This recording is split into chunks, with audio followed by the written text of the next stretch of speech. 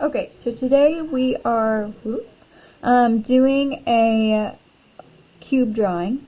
This is one of our basic forms, and we are going to be, for a series of sketchbooks, practicing basic forms and drawing them.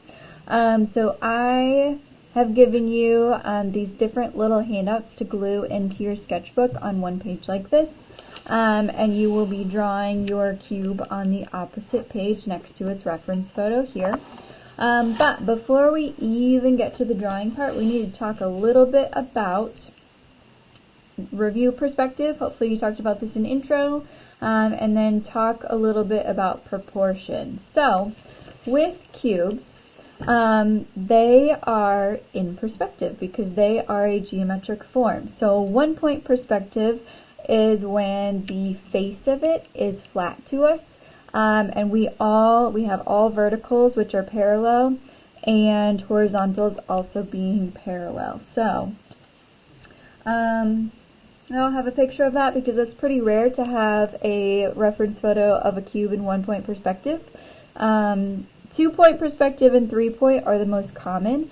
So with 2 point, the difference is the edge is what is closest to us. So for 1 point, the face is.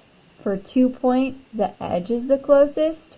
And for 2 point perspective, our verticals are parallel, but our horizontals go to vanishing points.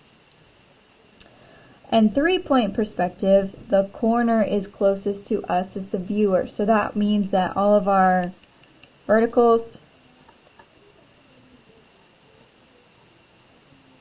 kind of messy gesture there, and our horizontals go to vanishing points.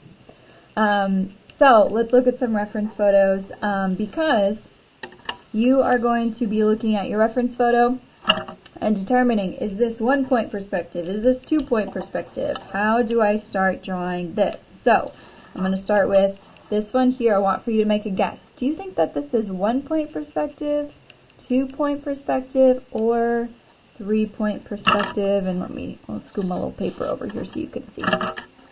So looking at this guy right here. Okay, let's find out. So I'm going to use a red pen to trace my edges, and I notice right away that they are angling in. My vanishing point is probably way off my page, so I know that my verticals are vanishing. Let's double check my horizontals, and yes, I'm using my Park Pass because I don't have a ruler with me right now, but that's being innovative, right? So, tracing my horizontals, and I do think that they are starting to kind of converge. They would probably go all the way off my page, but this is 3 point perspective because my horizontal lines are vanishing and my vertical lines are vanishing down to a point. So that means that this corner is actually closest to me. Let's do another one. Let's see if we have truly any that are actually in 2 point perspective. I'm kind of trying to check before I pick one. Let's do the one next to it. N for nest. Okay, I'm going to start with my verticals. These are horizontals. Start with my horizontals. And this one has a very angled edge on it. On that side. This guy over here. Oops, I bopped that with my head. Sorry, guys.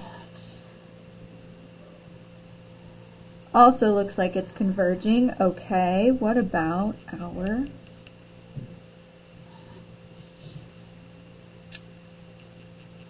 verticals? Those also look like they're converging. I guess I could speed that up a little bit for you guys. See how they're getting kind of closer to each other? Okay, so these are both 3 point. So because of the way that most of these reference photos are taken, they are probably all in 3 points. So just do a quick check of your reference photo and see if it is in 2 point or 3 point. Because just being able to visualize those angles is super helpful. And maybe you take a different colored highlighter or marker to its edges just to help you with the initial drawing of it. That would be super helpful. Okay, so that's the first thing that we need to check, is if it is 2-point or 3-point perspective. Next, we need to look at the relationship between the corners. So for your cube, I don't know why it's blurry, this edge that's facing us, we need to see the proportion of it. So is the smaller edge 1/3 on this side and then 2/3 over here? Is it right in the middle, or is it maybe more like 3/4 and 1/4? So let me look over here at my reference photo. Why is it blurry? It'll get there. So I can measure proportionally with, it'd be better if I had my ruler, but I'll get out my little park pass again and measure. Okay, that's about how wide it is there, and it's wider on this side, so I would say that it's probably a little bit over half. Like this is a little bit more than 50%. We could say 60-40 for that. So if we go back to the relationship between the corners, my reference photo is more like this. Nope, that was the opposite of what I should have done. Oops. It's more like this because this side is slightly bigger than the other side. Okay, so looking at the relationship between the corners before you start. Now, it is time to start drawing your cube. So the first thing that you need to do is sketch in your edges. And it's helpful if it's right next to each other because you can use your pencil to measure angles, just like we learned with our graphite project, using our pencil to measure angles. Back and forth. This one needs to be taken in a little bit.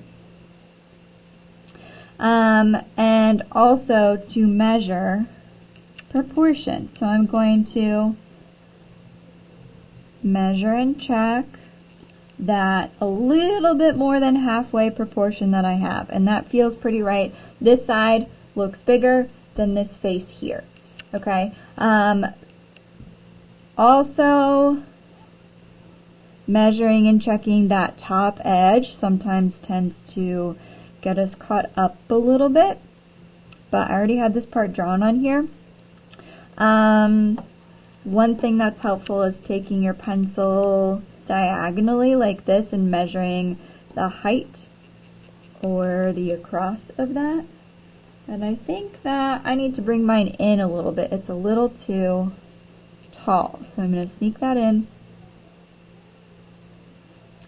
and erase my edges. Use that good eraser pencil. Okay, so figuring out if it's 1-point or 2-point or 3-point, probably 3-point if we're being honest. Looking for the relationship between the corners, and then you're going to start drawing in your details. So for you guys, I just want for you to practice drawing the either number or the letter side. So I'm going to start by sketching in this part right here. And then I will work on the 8. And now looking at the numbers and letters, they do not look like the letter 8 that we would draw normally. So if I flip back over here, this is an example with a B. So this is a front-facing B, but as your faces start to angle and disappear into perspective, your letters will flatten. So thinking of it not as a B or a letter 8, but as a face and a shape on one of your faces. So one thing that's helpful, like I always say, is looking for negative space. And I don't have a lot of contrast with the way that this printed out, so I'm just going to give myself a little outline here so it's easier for me to see that edge of the 8. Again, I apologize for it choosing to be a little bit blurry here. Refocus, please. Ah, there we go. Okay, that's better. So I'm going to sketch in the 8. And it does kind of poke out at that weird funny angle like that. And I'm seeing it, and that is how I'm drawing it. Got a little bump here. Pretty close to our edge over there.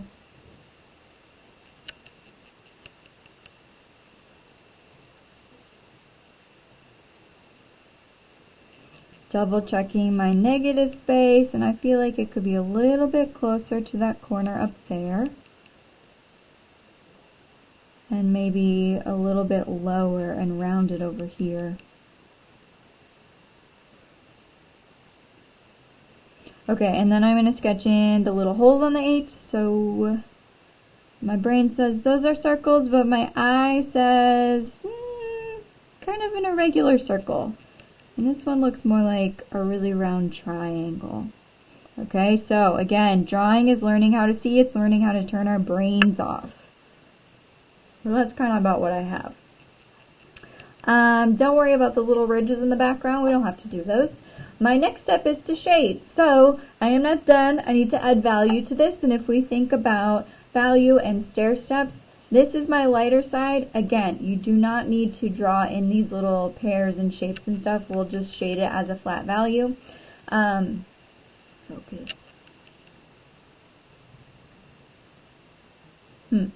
Okay, well, it's choosing not to focus.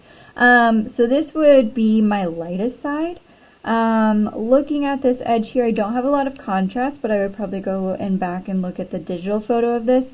But I think that this would be the lighter side, and this would be the darker side. So really I have a 1, a 2, and a 3 with some shading and highlights to add kind of contrast to this bump out area.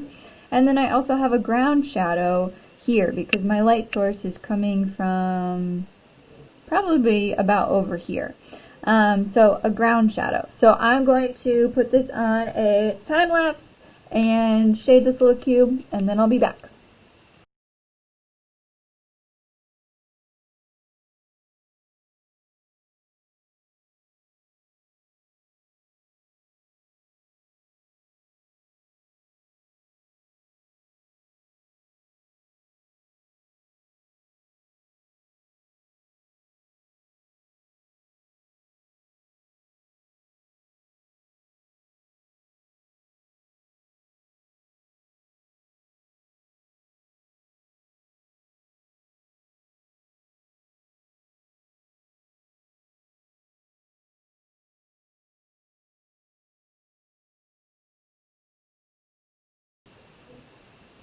Alright, so to wrap up, just pointing out a couple of things that I did while I was drawing. I pushed my contrast a little bit in some of my areas because I was not happy with the amount of contrast on my reference photos, so I made this side a little bit darker and some of the areas in here darker, just so that way it's a little bit more recognizable. I did a lot of directional cross-hatching, so I would shade kind of with the direction of the cube and then cross-hatch in the opposite direction. So that way, if I did get pencil lines, they looked more like a texture than a mistake. So I wasn't kind of scribbling here and there in diagonal, but it looks more like that kind of natural wood grain that we have.